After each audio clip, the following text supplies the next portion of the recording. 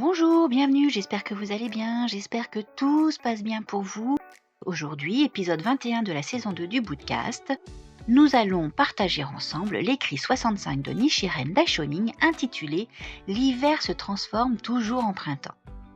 En voici les points de repère. Écrite au mont Minobu le 5e mois de la première année de Kenji, 1275, cette lettre est de celle que Nichiren envoya à la nonne séculière Miyoichi qui vivait à Kamakura. C'était une femme cultivée qui avait perdu son mari et luttait au prix de nombreuses difficultés pour élever seule ses enfants. Nichiren écrivit cette lettre pour l'encourager, en lui expliquant que les croyants du Sutra du Lotus étaient comme au cœur de l'hiver, mais que l'hiver se transforme inéluctablement en printemps. Cette lettre révèle que le mari de la nonne séculière avait une forte croyance puisqu'il continua à suivre Nichiren, même quand on lui confisqua son fief du fait de sa foi. Il mourut en s'inquiétant pour Nichiren, alors en exil, et pour sa femme, de constitution fragile, qui aurait la charge de leurs 2 enfants. Mais Nichiren assure Myoichi que son mari a reçu les mêmes bienfaits que des sages tels que le garçon montagne neigeuse et le bodhisattva roi de la médecine et qu'il protège sa famille en deuil. On a émis l'hypothèse que la nonne séculière était aussi la dénommée Myoichi-nyo, à qui fut adressée la lettre intitulée « Doctrine de l'atteinte de la bouddhéité en cette vie ». Voici donc le contenu de l'écrit 65 intitulé « L'hiver se transforme toujours en printemps ». À la nonne séculière Myoichi. S'il n'y avait ni soleil ni lune dans les cieux, comment pousseraient les plantes et les arbres ? Les êtres humains ont à la fois un père et une mère. Les enfants ont de la peine à grandir si même un seul de leurs parents vient à leur manquer. Votre défunt mari a laissé derrière lui un fils malade, une fille et vous, leur mère, qui souffrez d'une constitution fragile. À qui aurait-il pu confier sa famille avant de quitter ce monde ? Au moment de sa disparition, l'honoré du monde à la grande illumination se lamentait ainsi. « Je suis maintenant sur le point d'entrer dans le nirvana. La seule chose qui me préoccupe est le roi Ajatashatru. » Le bodhisattva Kashyapa lui demanda alors « Puisque la compassion du Bouddha est d'une équanimité parfaite, vos regrets à ce moment de votre vie devraient plutôt concerner tous les êtres vivants. Pourquoi vous préoccupez-vous seulement d'Ajatashatru ?»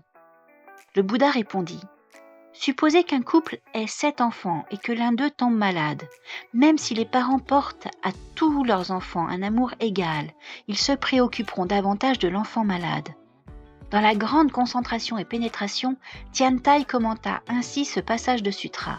« Même si les parents de 7 enfants sont dépourvus de toute partialité, ils se préoccupent cependant davantage de leur enfant le plus malade. » Pour l'essentiel, il est donc dit dans le sutra que, même si des parents ont beaucoup d'enfants, leur cœur ira vers celui qui est malade.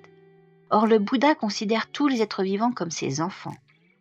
Parmi eux, l'homme coupable d'avoir assassiné ses propres parents et d'être devenu un ennemi du Bouddha et des sutras est comparable à l'enfant malade.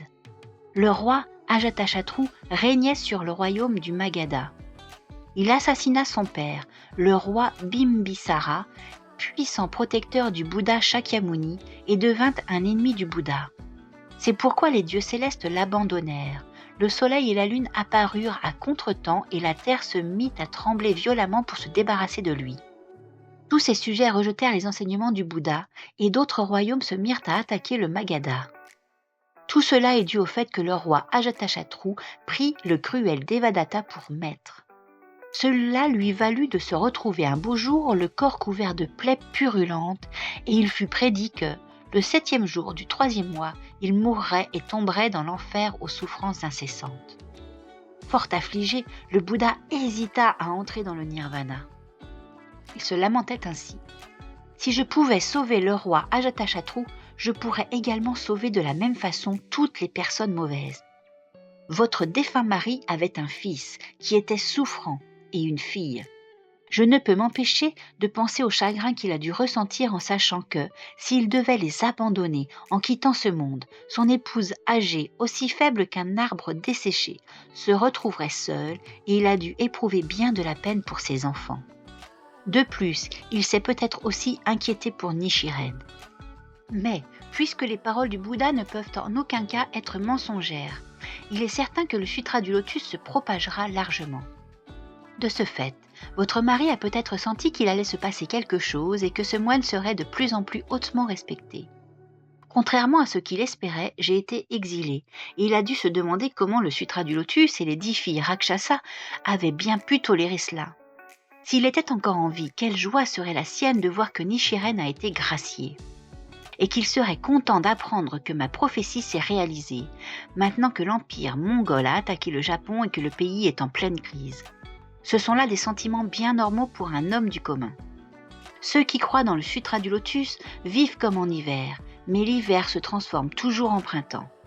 Jamais, depuis les temps anciens, personne n'a vu ni entendu dire que l'hiver s'était transformé en automne. De même, jamais nous n'avons entendu parler d'un croyant du Sutra du lotus qui se soit transformé en être ordinaire. On lit dans le Sutra: quant à ceux qui entendent la loi, aucun ne manquera d'atteindre la bouddhéité. Votre défunt mari a donné sa vie pour le Sutra du lotus. Sa subsistance dépendait entièrement d'un petit fief qui lui fut confisqué à cause de sa foi dans ce sutra. Cela équivaut sûrement à donner sa vie pour lui. Le garçon montagne neigeuse a pu faire don de son corps en échange de la moitié d'un verset d'un enseignement bouddhique, et le bodhisattva roi de la médecine s'est brûlé les bras en offrande au Bouddha, car l'un et l'autre étaient des sages et c'était pour eux aussi naturel de faire don de leur corps que de verser de l'eau pour éteindre un feu. Mais pour votre mari, qui était un homme du commun, c'était comme ajouter du papier pour alimenter un feu. Quand on y pense, il a dû certainement obtenir des bienfaits aussi grands que les leurs. Il observe probablement son épouse et ses enfants dans les miroirs célestes du soleil et de la lune à chaque instant du jour et de la nuit. Vous et vos enfants étant des hommes du commun, vous ne pouvez ni le voir ni l'entendre, de même que les sourds ne peuvent entendre le tonnerre ni les aveugles voir le soleil. Mais ne doutez jamais de sa protection. Qui plus est, il est peut-être tout proche de vous. Au moment précis où je pensais venir vous voir dès que l'occasion se présenterait, vous m'avez fait parvenir un vêtement jusqu'ici. Voilà une chose à laquelle je ne m'attendais pas du tout. Le Sutra du lotus étant le plus noble de tous les sutras, je peux encore accroître mon influence en cette existence. Si c'est le cas, vous pouvez être certaine que je veillerai sur vos enfants, que vous soyez encore en vie ou que vous observiez la situation depuis votre sépulture. Pendant que j'étais dans la province de Sado, puis durant mon séjour ici au mont Minobu, vous m'avez envoyé votre serviteur pour me venir en aide. En quelle vie pourrais-je jamais oublier ce que vous avez fait pour moi ? Je m'acquitterai de ma dette de gratitude en me mettant à votre service dans la vie prochaine. Namyo Rengekyo, Namyo Rengekyo. Avec mon profond respect, Nichiren, le 5e mois à la nonne séculière Myoichi. C'était le contenu de l'écrit 65 de Nichiren Daishonin, intitulé « L'hiver se transforme toujours en printemps ».